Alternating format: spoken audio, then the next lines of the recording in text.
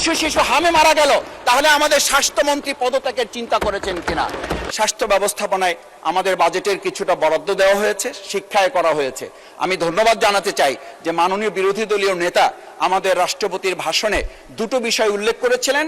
মাননীয় সংসদ দলের নেতা এই দুটো বিষয়কেই বলেছিলেন অগ্রাধিকার ভিত্তিতে দেওয়া হবে।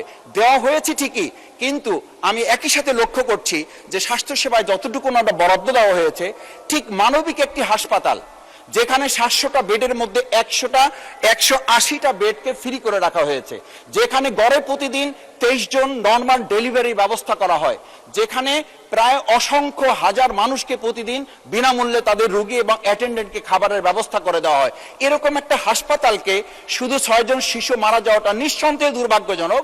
তার লাইসেন্স বাতিল করে দেওয়া হলো। মাননীয় স্পিকার, আমি জানতে চাই তাহলে 300 শিশু হামে মারা গেল, তাহলে আমাদের স্বাস্থ্যমন্ত্রী পদত্যাগের চিন্তা করেছেন কিনা? আমরা স্পষ্ট করি এটা কারণে একটা মানবিক হাসপাতাল, সেখানে এখন প্রায় 1000 খানেক ছাত্র আছে।